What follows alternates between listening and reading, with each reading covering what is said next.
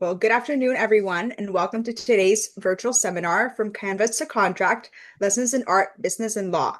My name is Lorena Guzman Diaz, and I'm delighted to be here helping to moderate today's engaging and insightful conversation, one designed to help artists and creative professionals strengthen both their artistic and professional foundations. Whether you're an emerging artist building your first portfolio, a mid-career creative navigating brand partnerships, or an established professional seeking to better protect your work, today's program will offer practical strategies and expert guidance to help you thrive in the modern art world, creatively, professionally, and legally. We are joined today by two exceptional speakers whose combined experience bridges the worlds of art, business, and law. Wallace May, a Los Angeles-based visual artist known for her evocative explorations of memory and nostalgia. Wallace will share her journey from art school to professional success, offering candid insights into building a sustainable creative practice, collaborating with major brands and publishers, and protecting one's artistic vision in a competitive industry. Next, we have Adam Wiseman, the founder of Wiseman Law in New York. He is a leading attorney specializing in media arts and entertainment law.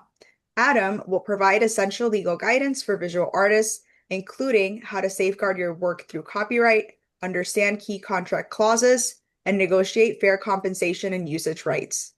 Our session will begin with a 35 to 40-minute panel discussion where Wallace and Adam will explore topics such as navigating the art world, protecting creative rights, negotiating contracts, and balancing artistic integrity with business realities. We'll then move on to a 20-minute Q&A session where you'll have the opportunity to ask questions directly to our speakers. Please feel free to submit your questions at any time using the chat feature. Your participation truly adds tremendous value to our discussion. Before we begin, please note that the information shared today is for general informational purposes only and does not constitute any legal advice. For specific legal concerns, we encourage you to consult a qualified attorney. So once again, thank you for joining us From Canvas to Law, Lessons in Art, Business, and Law. Sorry, From Canvas to Contract. It is now my pleasure to introduce our distinguished guests, Wallace May and Adam Wiseman. Wallace and Adam, thank you both for being here and for sharing your expertise with our creative community. We can go ahead and get started. Thanks so much for the intro, Lorena. And good to see everybody. Again, if you're joining on LinkedIn or Zoom, good to see you in person. If you're watching this on YouTube after the fact, thanks for joining us.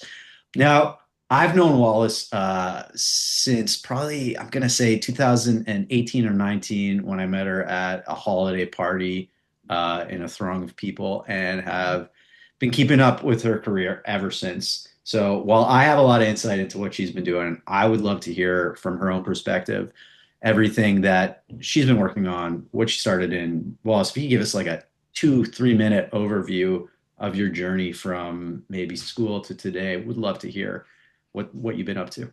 Sure. Thank you both. Thanks for having me. I think the best place to start, like growing up, as many kids do, like loved to draw, to paint, all that stuff. My dad was really good at watercolors, and he and I used to, like, I feel like that's kind of where I maybe inherited some of the artistic part of me from. Anyway, so like I was always like interested in art, went to art school, but I ended up doing art and design, like graphic design, because it seemed like it was going to be like the lucrative, like most lucrative thing I could do. But like the more, I don't know, it was like towards the end of my school year, like I started to realize that I was a lot more interested in like hands-on types of work. And I was like, well, like at least now I know that's that, whatever. Which is how most people feel about school. Just kidding. Anyway, so yeah, I finished up, graduated. I went to New York and I did not apply anything that I like didn't do it. Like basically I moved to New York and I was like, okay, I think actually I want to play music because it was another big passion of mine. And what So instrument do you play? what's that? What instrument do you play? I play the bass. Um, Cool. so I was like, I want to play music. And I also need to make money. So I started dog walking because I was like, this is a great thing I can do and also like still have time to like do the creative side. So I like started playing in a band and I did that for, I don't know, over 6 years. And I honestly thought that was like what I was going to do with my life. And the more in depth like everything got, we started touring and that's where I like started to kind of fall off. I was like, actually, I don't know if I can do this. Like it was really demanding, it was really exhausting, and it was just like not it wasn't serving me anymore, basically. Were you Um, were you earning a living at the time? Like, what did that look like behind the scenes? was I what? Sorry. Earning a living through your Oh, music at the time. no, not at all. I mean, we play shows, we get paid for shows, but it's not enough to like have that be like my only thing. Um, and that was fine because I was still like, well, the more we keep at it, the more maybe it will become like a full-time gig. But it was just becoming more exhausting. Like I was really run down. At the same time, I had been dog walking for so long and I was like, this can't be my life. Like I can't be like doing this for a job, at least not forever. Um, so yeah, so I was trying to like find other things I could do. I was like, maybe I can get back into the art world because I still was drawing and painting, but that was like it was only for myself. Like I was only doing it as like a private personal thing. I wasn't like trying to show anyone my work. So when the pandemic happened, I couldn't work and I was like, what can I do to make money? Um, and my wife saw a painting I had done of one of our dogs, and she was like, you could totally like commission people that want their dog painted or their cat painted or whatever. So I started there. And sorry, I know you said 2 to 3 minutes. I've probably gone over, but I'm giving you more than you need. Basically, what happened is that's where I started. And it started out great. And I slowly realized like, I don't want to be a pet portrait artist specifically. Nothing wrong with them. I was just like, I want to do more of like what I'm interested in. I will interject that we Yeah.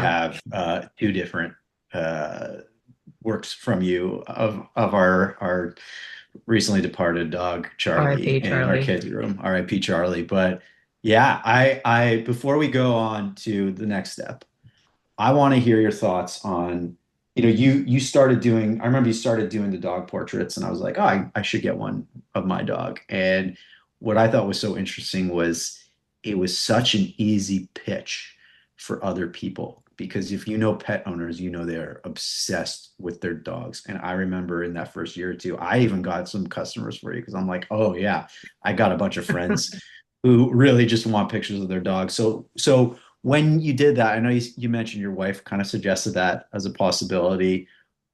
What was the feedback like on that? Like how did you deal with customers? Like what were the interactions like for the most part? I mean, when it started, I was really afraid to like, the Mhm. first place I started was like make, get on social media and advertise it that way. And then it was like, I think one of my first customers was one of my close friends who was like, actually, like, I would love to get a piece for my dad. And then it slowly kind of became word of mouth. Like people were finding me on like Instagram, but it was still, small potatoes, I guess. Like there weren't, it was mainly word of mouth. And I think the feedback I was getting, like I was just so happy to be like getting commissions and being like, wow, I'm like making money doing this, and that's great. So I was like open to anything. Like I gave myself like I had no boundaries with like customers. Tell me how you're figuring out pricing, at least in that first year. Oh, it was very I was looking to like friends and I was like, I don't know, maybe I'll start like at this number, which was like a really low number because I was so eager to get work that I was like, the lower the number, like the more like people will be interested in doing it. And that's kind of how it started. And I wouldn't say that is the right approach. But it was like you start low, the more people that start coming to you, you can slowly over time kind of like raise up your price. Yeah, and I think a big part of it is a confidence piece, and I find this with any type of sort of solo artist that is getting their work commissioned, where it's like you need to not just know your worth and understand what other people in the space are doing. And there is a large cottage industry of pet portrait folks out there. If Yeah, you go on Etsy, like there's pages and everywhere. pages of folks. But part of it is just like confidence in your own work and knowing like this is going to take me X number of hours. I need to be charging this. Yeah, And you are one human being. You can only do so much in a day. And going like your number has to not just match the value of the work itself, but the amount of time you have in a day and output that you can create in a day. And understanding that and understanding that like undercutting yourself with price is something that I think all new professional artists do, yeah, including not just artists, but like lawyers who are starting out on their own tend to undercut their own prices as well. It's endemic to any sort of small business owner. So I think figuring that out and talking to other folks and going to your friends and being like, what do you think is appropriate is a very good way to start. But I know for a fact that like just in that first year alone, having talked to you while you were doing it, seeing the confidence build up, knowing that like, oh, I can actually start charging rates that are going to be meaningful to me too, yeah, which totally. is a big deal. So you had that, and you mentioned you didn't want, pet portraits to be the rest of your life, which is understandable. We don't need to go into why, but tell me what you're focusing on now. I'm obviously familiar with it, but I want to hear you describe sort of the types of works you've pivoted into in the last handful of years.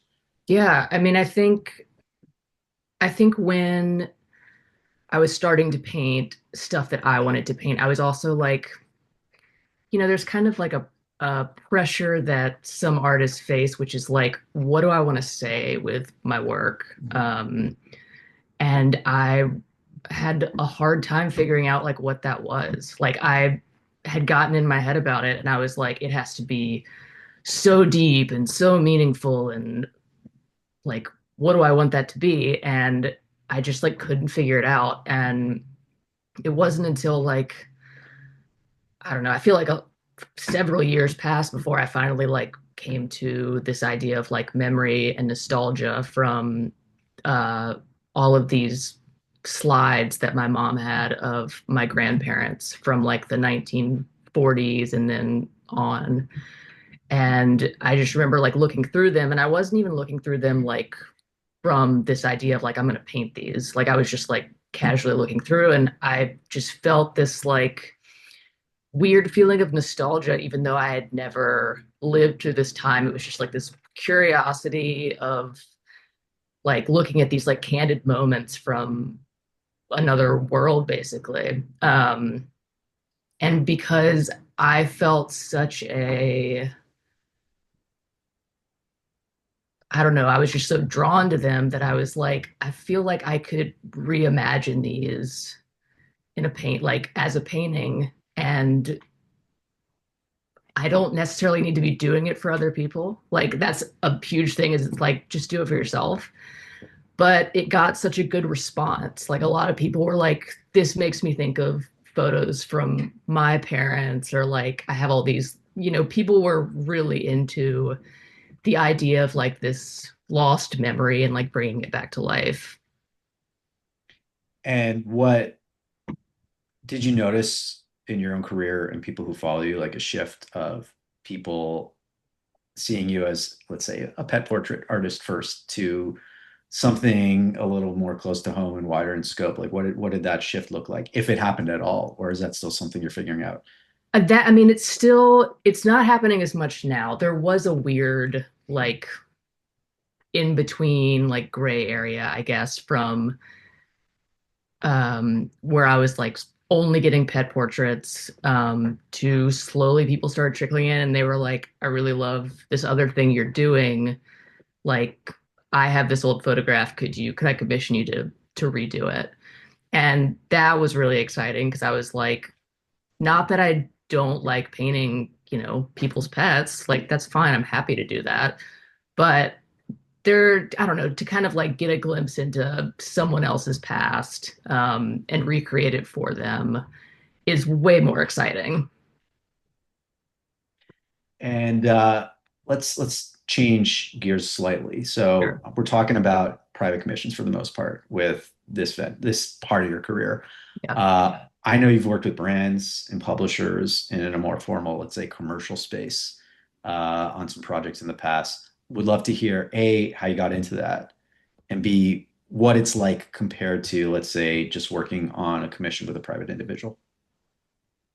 It's it's both very scary, or at least starting out, it was very scary. And it's also like fun because you're getting to collaborate with someone else. And I think one thing about being an artist is it can be like very lonely because you're working alone. Like when I was playing music, I was like working with a band and I was like creating with other people. And it goes from that to the shift of now it's like all on you to come up with it. And working with brands can be fun because they're also like throwing you ideas, which, you're you want to deliver something to them that they're really going to love, and it's all in your hands to do it. Can you give And an like, example of one of the brand projects you worked on? I know I didn't really mention any. yeah. I did one for Netflix several years ago, and they wanted like a big painting done. It was like over Thanksgiving, and they wanted a lot of characters from like the LGBTQ like platform, like the shows, kind of all sitting um, around like a table for Thanksgiving, done in the style of, I'm blanking on the artist, but there's a really old painting of like people sitting down to like a Thanksgiving dinner, and they wanted it done, but with the character. Rockwell style painting? What's that? What, like the Norman Rockwell painting or something else? There it That's is. it? That was it. Yeah. Thank you. Yeah. Um, and so I was like, great, like that's so fun. Like, and it was also like so hard because they wanted a giant piece. How big So was it? it was, I want to say like 3 by 4 feet. Okay. Um, so bigger than what I was like used to. You have not a small time frame, but considering the size, you're like, I've got to like pretty much use all my time to do this. And Where did that painting live right now?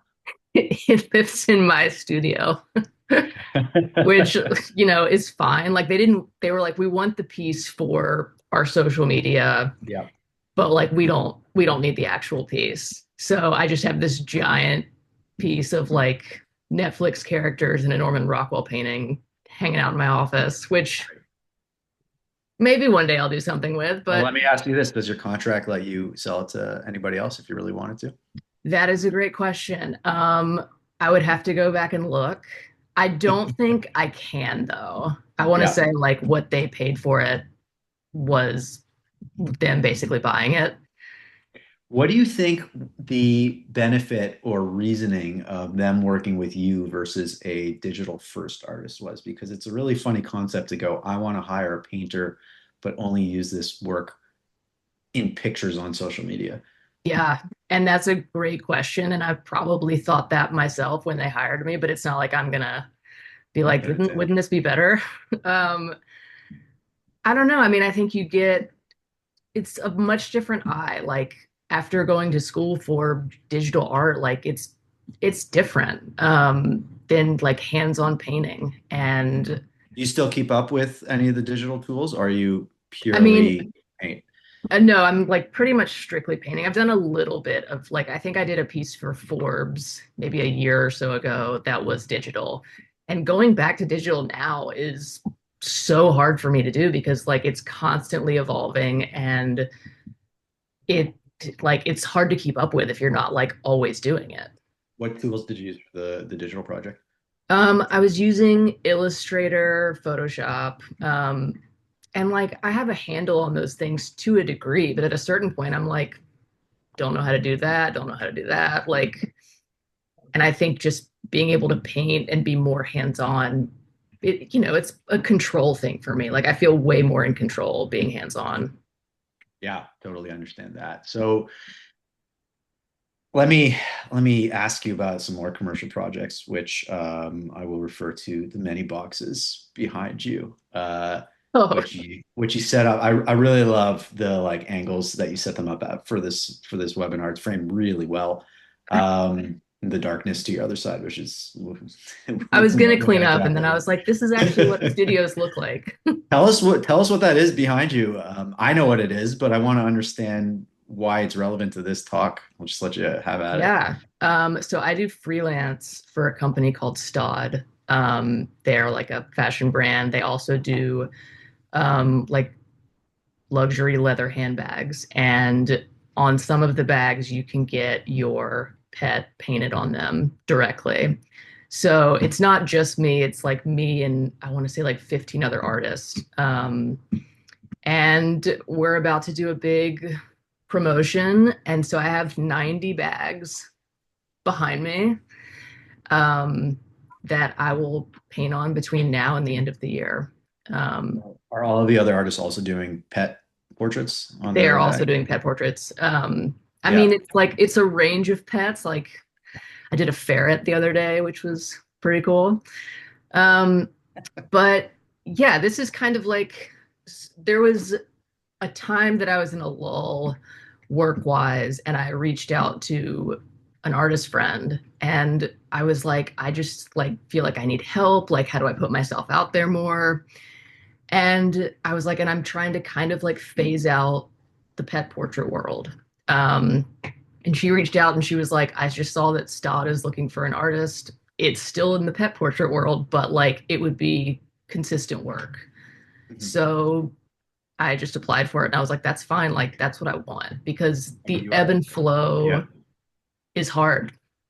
We work with a bunch of painters, and I think you're the only one that I know that has consistent work through that Yeah. project, which is it's pretty unique, but I think it also speaks to, especially in this day and age, if you are working in a medium that is maybe not front and center, like all the digital tools that we use, there are opportunities that are out there, but it's about really being creative and finding them. I know another little pet project, no pun intended, that you've been doing is like painting tin fish images, which is so in the zeitgeist right now, just in terms of all these wild tin fish stores popping up all over the US and people just eating canned whatever Yeah. on toast. What was the impetus to doing stuff in that space? I honestly can't remember why. Like there was a time where like before I would start work every day, I would do like just a tiny like drawing or painting just to kind of warm up, like something that took me like 30 minutes to an hour, something quick, just kind of like get in the groove. That's exactly what Lorraine and I do with contracts. We'll do like a quick peel memo, a fake one just to get our day started. It's Really. best exercise. No, absolutely not. I was like, um, yeah, so I think I don't know why I like one day just was like tin fish. Probably because it's like everywhere. And I've just, I did it, I posted it, and the response to it was so huge that I was like, oh, is this what you want? Like just like a tin fish?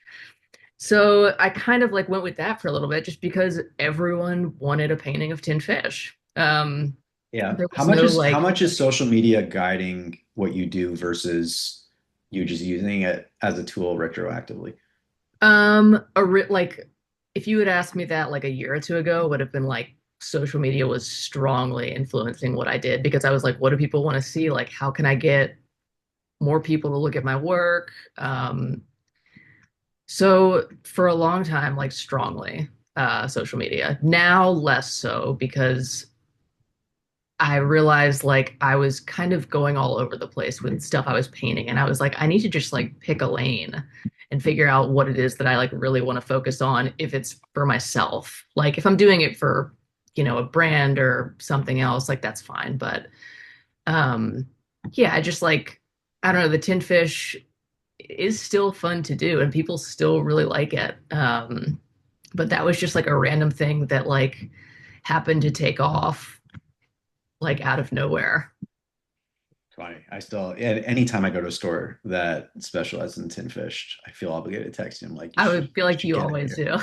Yeah, I'm like, you should get in here and sell your stuff. This is a good opportunity. You should see how much people are paying for actual fish. Like, you'd be okay here. Yeah, people paid Um, big money for tin fish.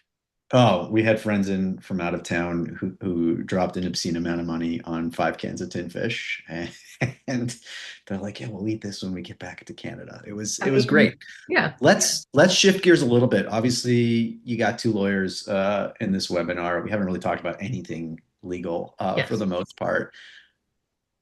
Tell me, not in your day to day, but in like the span of a year, how much do things like contracts come up as an issue? Um, well, I mean, I'm sure it varies based on who you're talking to. For me, We're talking to you. So we're talking to I want me, to hear what so you've seen. maybe I don't know, anywhere from like 2 to 5 times, maybe a contract will come up. Um, yeah, and it ranges from like really simple, straightforward stuff to like several pages long of a contract, and that's when I like have to reach out to you and be like, I need you to tell me if this is okay. Yeah, and it's interesting. And you and I were chatting about this just before, which is, a big focus point or node in the art space has to be by default galleries and sales agents and folks who are focused on getting your work into spaces and selling it. Yeah, Because at the end of it all, like with every area of art and entertainment, they're brokers. And that's effectively what they act as.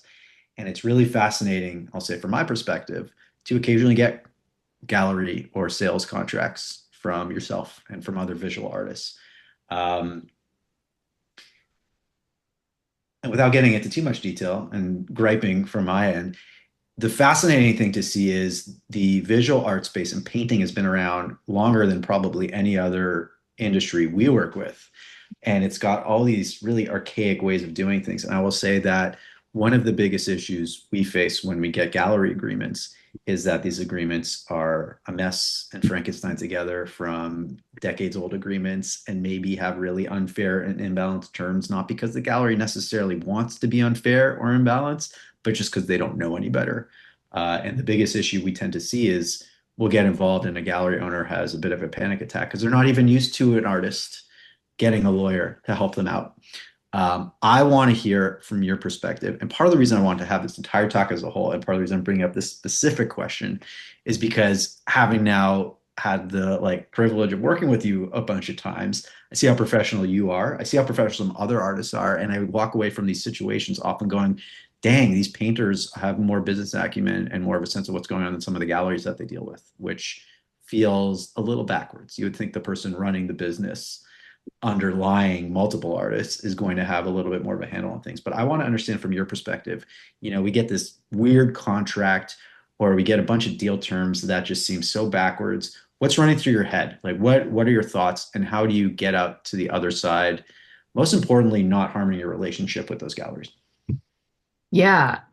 It's funny because like I know you and I were talking about this earlier, but like when you kind of like start out in the art world and you want to like get in with a gallery or be in a group show or do a solo show, it feels really intimidating and really scary. And I feel like the first time that I like did like my group show at a gallery, I you go in there and you just kind of start to realize like, oh, it's not to say that they don't have everything together, but you're just kind of like, oh, this actually isn't that scary. And I find that I'm sometimes telling them like, I don't know, I feel like it's like a teaching moment that I'm giving to them in some way. Yeah,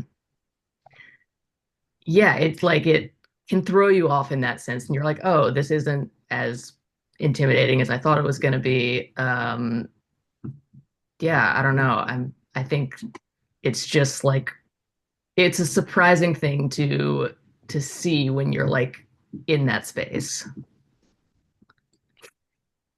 Do you approach dealing with gallery owners or salespeople differently than you did at the start of your career a few years ago? Oh yeah. I was like, I think starting out, I was like, I was willing to do anything because I was like so, like I said, like I didn't have boundaries. So I feel like the first time I brought a contract to you, I at the time was working with a woman who was kind of, she wasn't like an art dealer, but she basically like furnished homes with like art. And I was like ready to sign that contract, like because even I was like, I don't know what that means, and I'm not quite sure what that means, but this should be fine, like whatever. And then I had you look at it, and you sent me back so many things that you were like, I think you need to clarify this and this and this and this and this. And it was so good that we did, because I think there were certain things in there that like needed to be addressed up front. And like if I wanted to get out of the contract, which I eventually did, not for any like bad reason. But when I eventually did get out of the contract, like that was a whole nother like thing. Like there's kind of a way you have to do things. Yeah. And I think a big part of it too is when it's not often that you need to like push back and say, hey, your contract is terrible and you're being too restrictive or you're asking for too much. It's often just the other side is not thinking about things or hasn't taken the time to lay the situation out. Because nobody thinks about like when things go a little off the rails, what's going to happen. Part of the reason lawyers come in is because they're paranoid and can just go like, oh, XYZ might happen, so let's talk about it. Yeah. And 9 out of 10 times the stuff doesn't happen, but having that conversation up front is such a big deal. And I think a big part of it too, as an artist, is learning how to couch those sentiments in a constructive way, not just running back to the gallery owner or the art dealer and just going like, oh, this is terrible. You're not thinking about this. It's more just like, hey, curious, what would you normally do if this happened? And then they'll tell Right. you, and then you go, okay, do you mind if we just like capture that in 2 sentences at the bottom of this page? And then that usually solves most of the problems. I think Yeah. when as far as I know, you've been lucky. You haven't had any serious issues I with mean, any gallery owners, any art dealers of that, or anyone like that. But I've seen it with other clients, and the issues tend to not be them fighting about a fundamental piece or really at odds with each other. It's just something happens that neither contemplated. It wasn't really brought up in the contract, and then the gallery, who is usually the person in control, because A, they control the money, B, they have the piece of art usually physically consigned with them, gets to dictate what happens next because the yeah. artist is sort of just at their mercy. So it's just an ambiguity piece. And then going in and the artist is like, oh shoot, this thing is happening. I'm not getting my artwork sent back to me at the appropriate time, or I have to pay for shipping because it wasn't set out in the contracts. Things that seem really basic, Yeah. but matter a lot at the end of the day. It's just a matter of thinking about those up front. And you usually learn from your mistakes. Again, you've been lucky. I don't think you've seen any major issues, but other artists will now come to me with like whole laundry lists of stuff based off of everything that went wrong in the last 20 years of their career. I'm like, oh, thanks, you're helping me Yeah. help you, because now I just know what to put out in the contract, because even though we've seen it, the artists who are on the ground level have probably seen the worst of it. Yeah. I mean, I think I don't like currently I'm working with a gallery to do a show in the new year. The gallery's in New York and they're like an arts club space. And so they were like, we'd love to host you to do a solo show. And I was like, that's great. But like my biggest question going in to talk to them was like, are you going to be able to help me ship all this work from one coast to the next? And that was like that was the biggest thing, like biggest hurdle. And I had talked to other people about it, and my wife had even said, like, I think that even if they can't help you with that, you should still do it. Like, I think it's worthwhile to be showing your work. But also, I think it's important to ask because, like, the worst thing they can say is no. And then it's like, okay, well, then I guess I'm going to be out a few $1,000s shipping all this stuff across. But, like, those are like important things that, like, those are like questions that need to be asked because it is a lot. It's expensive to do all that stuff, and also like maybe that stuff won't sell, and then you're gonna have to ship it all back. Yeah, one of the Yeah. key takeaways that I've learned over the years is we'd all be in a great position if we started an art shipping business, but because it is wildly expensive. You can imagine shipping whole canvases across the country is not cheap. But yeah, Oh, you're right. I think the biggest takeaway is always just ask. And being afraid to ask is never beneficial. You know, like you yeah. said, the worst that you can say that someone can say to you is no. And also, sometimes when you ask these questions, if the immediate reaction you get is just wildly negative, you're going to learn a lot about the people on the other side of this Really project quick. really quickly, and that might result in you walking away. I do think it's really tough, art galleries as the gatekeepers of a lot of things, although that's changing these days with social media and just with sort of the flattening of the industry as a whole. But artists being afraid of art galleries it sucks. Yeah. But it's a part of it. And I think that learning to stand up for yourself and learning when to walk away is a big part of anybody's career in the art space or in any space. Yeah. Um, and that leads me to my next line of questioning, which is, part of making sure that you're not getting taken advantage of by a gallery is understanding the context in which a gallery is operating, which is to Mm. say, talking to other artists, understanding their experiences too. You mentioned this already. When you were in a band, you had built-in community, you had collaboration, you got excited to work with a brand because it gave you feedback. But what does your day-to-day look like, and are you interacting with other artists regularly, or is that something that you need to work on?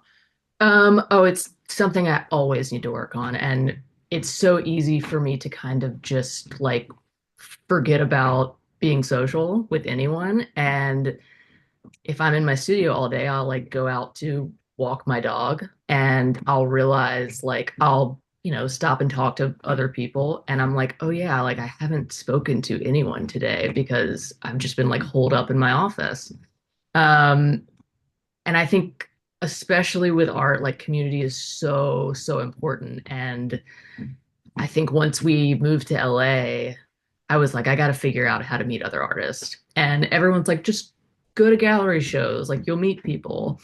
And not to say that that isn't a good thing to do, but like that's also like really intimidating. Like you're just gonna like show up to an art gallery and like insert yourself in like I people's literally, I conversations. literally remember literally telling you to do that Yeah. a Well, couple of I years mean, you're ago. not the only one. It's like Yeah, something that everyone is like, you have to like go to gallery shows. And you do. It's important to do, but it's not all there is. Like I was like, okay, maybe I can get into like some kind of like I took a course that was like art and business. And that was a great way for me to meet other artists because it wasn't a big group. We paired off. So like you were kind of forced to work with another artist who ended up being like is now like a good friend. And I think like especially doing group shows, like great way to meet other artists. But like you need that even if your work is like wildly different from theirs, like just having someone else that's like really excited about whatever they're creating is like enough of a boost to kind of like get you going. yeah. No, I think the inspiration piece is huge. That makes a Yeah. lot of sense. And just going back to sort of the more fundamental business stuff, it's always good to have other people in your profession easily accessible, so you can gut check issues, you can gut check pricing, you can gut check when Yeah. something goes wrong. If you're pricing yourself in a bubble or you're making demands that are not what other people are making, you're going to get weird pushback and things are not going to work out for you. So there's something to be said, even if your job truly is being in your studio by yourself for, 8+ hours a day, building that community out is only going to benefit you. And I really like that motivation piece. It's like, yeah, you get inspired because other people are excited about their work and you're like, oh, I'm excited now too. We've Yeah. got about 15, 20 minutes left. I would love to open up the floor to the audience. So I'll just say now, if you have questions, type them in on the chat, whether you're in LinkedIn or Zoom. We'll keep an eye on that. I see nobody's typed anything in yet. So what we have done is we have planted Lauren in the audience with dozens of more questions. So I'm going to turn it to her now to take over and ask you some stuff. Absolutely. That sounds great. Okay. Questions for Wallace. So, Wallace, like, how do you stay motivated and inspired through different challenges? Like, what gets you up in the morning? Yeah, it ebbs and flows, just as like the work ebbs and flows. But, I feel like sometimes it's honestly just like stepping away from the work, for like a small amount of time, going outside, taking a walk, go to a gallery, like not like go to a gallery opening, just like go look at art, go look at things you like. And I know that sounds so cliche, but that truly like will kind of like help motivate you, or it helps motivate me at least. Like sometimes I just need to like step away from what I'm doing because I feel burnout, and I don't know. It's just like a matter of like, okay, I'm just gonna like walk away for a minute and then come back and hope that I can like get back on the horse. Mhm. Have you ever faced an issue of unauthorized use of your work? And if so, how did you handle it? I don't think I have. But I find that like in the last year I've started becoming more paranoid about that happening. Um, and I think that's because, now working with like certain brands, like they will advertise my work like through their site. So sometimes I'll like see my work and at first I'm like caught off guard and I'm like, why is that there? And then I'm like, oh yeah, right. I work with Yeah, them. I allow that Um, to happen. but it's certainly like something that I think about more now. And I'm like, do I need to, you know, be more protective of my work? Well, I will say this, and I don't even think this is a conversation we've had. No, The for any artist who's creating pieces that they want to protect, the easiest and best thing to do first is just register the copyright over those pieces, yeah, which is something that most of the artists we work with actually just do it themselves. Because unlike, let's say, a trademark registration, it's quite straightforward and simple. So I would say any artist listening to this, go onto the copyright website, the Library of Congress website, look up what the application process looks like. It's relatively cheap. It's about $45 to $65, depending on the application. And get in the habit of doing that because that is going to be one of the things that, on the off chance someone does infringe your copyright, you can go after them because you have a registered copyright. You can't really sue without registered copyright in the first place. The weirder piece, though, that I'm seeing these days, and not to bring AI into every single thing we talk about all the time, but it's this idea of sort of being fed into the training models and having these pieces of software copy your artwork and what to do then. And it's a big open question. I think painting, like any other area of art, is predicated on every artist learning their skill by copying and working off and building off of previous masters and previous artists and their own inspirations. Like, Wallace, you didn't come up with your art style in a vacuum. There's no getting around that, right? Everything has influences. So it's a really tough piece. It's one thing to sort of see your piece of art ripped off directly. Like if one of those brands did not have permission and they literally just reposted your image, yeah, we'd have a very clear problem. But the right. more kind of sinister thing that we're dealing with these days, or at least thing that hard to stomach, is like, what if somebody copies your style? How does that work? Gets into weird trademark areas. I know you've been experimenting with color and contrast more recently in some of your retro looking stuff, your nostalgic work, and like that's really unique and really special. But what happens if somebody starts ripping that off wholesale? It's tough. Would you even care? Is a bigger question. Yeah, I think I would care, but I think I wouldn't feel like I had the right unless it was like something that was so clearly a ripoff. Like art, like you said, like there's art influences art and it just like keeps going. That it's like you're gonna do something that someone else has done in some form. So unless someone like directly copies a piece, like I probably would just be pissed off, but I'd be like, well, I mean, what can All I right. do? Yeah, no, makes sense. I mean, that's honestly a lot of times our legal advice is just like move forward and keep Yeah. growing and not worry about it. But we're starting to get questions coming in. This one's from Jilly on the Zoom saying, I'm curious as to how you position yourself as an artist to get these contracts or how to get more visibility. So I guess the question is really like, how are you getting yourself out there so these contracts are actually coming across your inbox or your desk or your cell phone? Um, it started with just like when I was like strictly doing pet portraits, I would find people online, like on social media that had like a large following that and had a pet, like, like all the animals out there with like huge followings. And I would paint their pet for free and give it to them. And I would be like, would you be up for reposting this? Sure. And 9 times out of 10, they were like, yeah, amazing, great. Like they had no problem doing it. And that would kind of bring in more followers. And that's kind of like how it started. And then down the road a bit, I started reaching out to designers and I was like, I'm a painter. I don't know if you ever need specific work for like a home that you're decorating, but like, here's what I can do. Usually they will not email you back, and that is normal.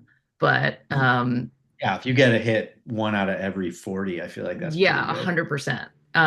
But at least you get like that one. Like that one Yeah. will help. Um, Yes. And you want to talk about okay uses of AI, maybe automating those emails wouldn't be the worst thing in the world. yeah. But I think that speaks to really finding creative areas to use your craft in ways that other artists maybe aren't thinking about, which is Hmm. great. It's why you should be speaking to other people and getting your mind out there. And I also want to make the distinction of that first thing you said, where you're reaching out, where you're painting people's pets and then asking them to post it. That is very different than someone coming to you and saying, I'll give you exposure if you do this work for free. I think if you're Yes. putting yourself out there, totally understand making those opportunities for yourself and going, I'm going to do this for free because I know it's going to benefit me. But if someone's coming to you, you know they already see your value. That's the thing you need to keep in the back of your mind. If they're asking you to do something and saying, by the way, I'm not going to pay you, that's a problem. But that's flipping the situation on its head. All right, let's turn to LinkedIn. We got about 4 questions there. We'll see if we can fit them all in. This one is from someone called Gabrielle Korn. I don't know if that name sounds familiar. It says, "Hi Wallace, great talk. Can you talk about how you change old photos when you recreate them and the journey towards more abstraction versus literalism?" Yes. Thank you so much for your question, Gabrielle Corn. Um, I think, when I started, I was like I was kind of like recreating the photo just in vibrant colors, but it was still all the same. And now I've started to lean into more of like an abstract feeling, and that comes from this idea of nostalgia and memory specifically, and how it can change over the course of time, how it distorts how we remember things differently. Than how it may have actually happened. And that kind of plays into like the more utopian, like distorted backgrounds that a lot of my work has now become. But it took a long time for me to get to a place where I felt like I could really dive into something a little more different. But when I finally did it, I feel like it paid off. Like I got a really What good response what from it. what sort of internal permission did you need to be able to make that switch?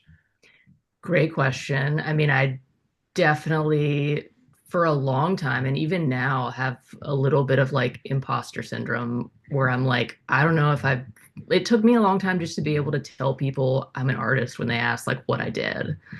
Um, it was like a lot of having to get out of my own way and be like, it's okay to like try something new. You don't have to just stick to this. Like you can explore other types of ways of creating. Yeah, for a while, Wallace was just telling people she was a hair model and was getting by on that. So, I mean, that's it basically is it is what it is. Susabel has asked 2 questions. One is very technical and one is more for you. I'm going to answer the technical legal one first, which please. is if you have registrations for your art in other countries, do you still have to register in the US or the previous registration can cover you? There are copyright treaties between various countries that in some cases do protect you and in some cases leave some gaping holes. So I would say You'd have to look into which country you're talking about first, see whether there's a treaty in place, and that might actually either protect you by default or help you fast track to get a copyright registration here. So, great question. The less legal question: what advice would you give to an immigrant artist with experience to start getting in the business here, specifically in the US? Like, are there any must-do tips when you're getting into the US market?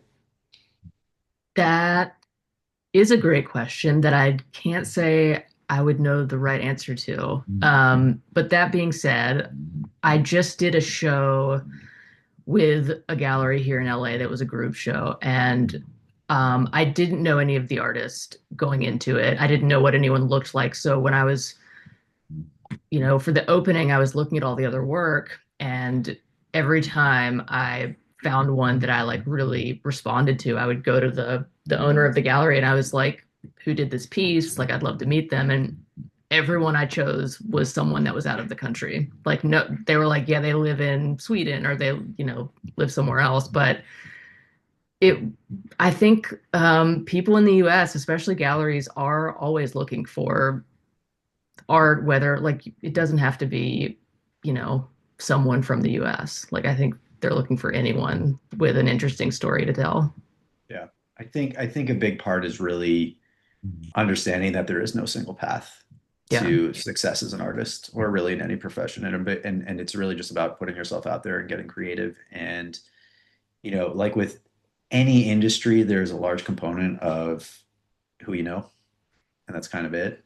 It's just putting yourself out there and networking. And I think the difficult part with building a career in any space, and this applies to law too, is establishing an organic way to network and an organic way to find your community, because ultimately that's where you're going to start building your career, right? It sort of flows Yeah. from there. So I think figuring that out and finding out like who the people you can get along with and who can support you and you can support in turn is a big part of it.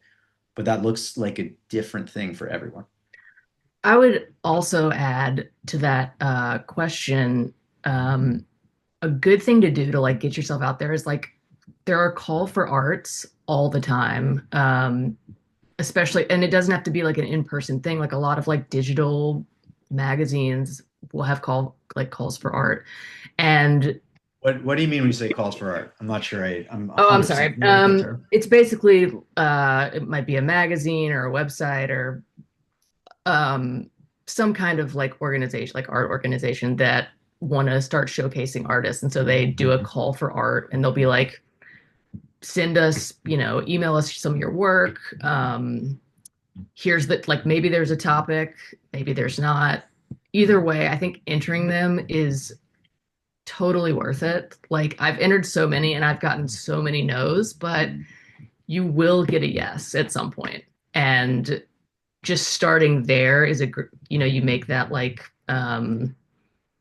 you like have that communication with like that person or that magazine or that gallery, and it can only grow.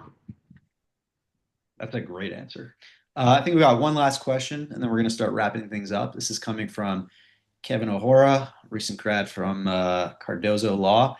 At what career stage do you advise other artists to engage legal counsel? I think once that is a good question. I'm trying to think of like how soon I came to you because I think for a while I was like, if there was anything I had to sign,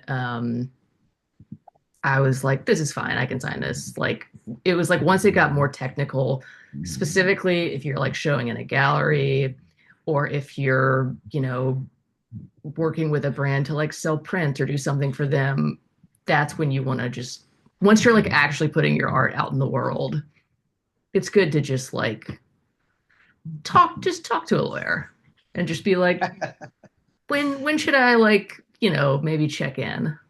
Yeah, I think if you're an artist, get to know the lay of the land and the professionals who are out there. And it doesn't just go for lawyers, it goes for like accountants and any other type of sort of service professionals who are there to support the industry. See who they are. So you can reach out when things become viable. I will say, of course, this is going to sound very self-serving. You need a lawyer before you realize you do.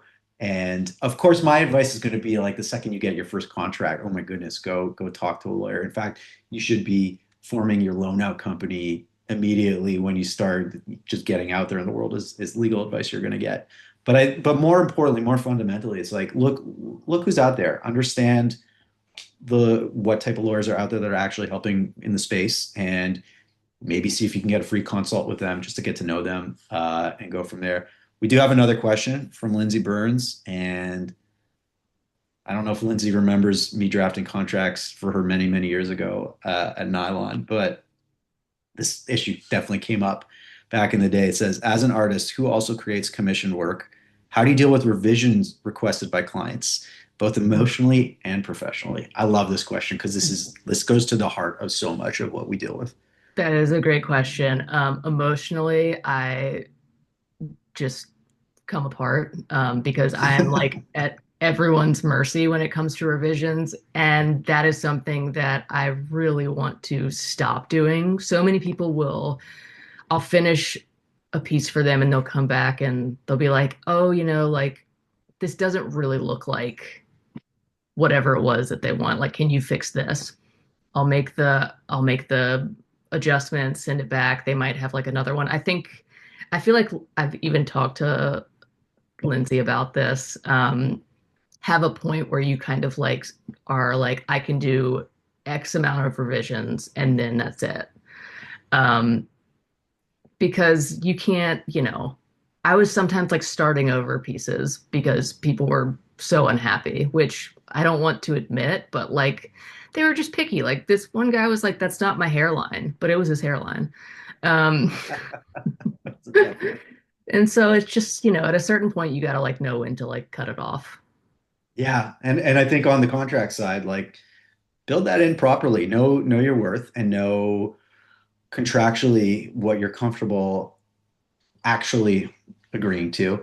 Of course, what makes it tough, especially I would say, especially in painting, is that everything is so subjective. It's not like you're doing a commercial photo shoot where a brand has very specific things that they need to get into a shot. It's like you're making something that is going to reflect your style so much so, and the way that it's not supposed to look like real life. That's the point of many paintings, unless you're doing things Right. that are truly one-to-one photographic style. So a client coming back to you and having complaints is really tough to deal with. I can appreciate that because you're like Yeah. going like, no, this is just how we do it. Part of it too is if you are working in a what I'll call subjective medium like painting, build into your contracts that like, hey, I'm an artist. I have a vision, and you have to understand that the piece that I make may not look exactly like what is in your head. And it sounds a little maybe I don't want to say obnoxious, but certainly presumptuous to say you should put that in the contract. But I will tell you what, I put that into so many contracts, and we never get any pushback, and people will read that and respect it. Yeah. So think about that when you are dealing with new people, especially with new people that and I'm sure you can agree with this. The longer you do this, the more you can get gut feelings of new clients and customers immediately, and You who's can. going to be particularly touchy and pushy. So it's like in those situations, get ahead of it, set the tone, build it into your contract. If you're okay with revisions, say, okay, I'll do one round, and then make that it, and then know your worth, and then put your foot down.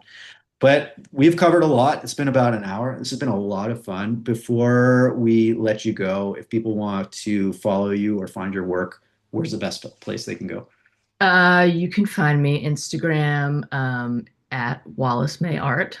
Um, Website wallacemay.com. Pretty straightforward. Um, Go follow, reach out, say hey, whatever. Cool. Yeah, please do say hey. And I will say thank you so much for joining us. This was a really enjoyable conversation. I learned a lot. I'm sure everyone who's watching this learned a lot. If you've been following us, we do not have our next webinars planned yet, but on November 6th, I will be putting together Got a it. continuing legal education course with the American Law Institute, sorry, November 5th, with the American Law Institute. If you're a lawyer or just really keen on learning about legal pieces and influencer contracts and the creator economy as a whole, please check in. As always, please follow us. This will be up on YouTube in a couple of days, and we'll be announcing more things on our Instagram and TikTok and LinkedIn in coming days as well. Wallace, thank you again so much for joining Thanks us, for having me. and we will see everyone in the coming months.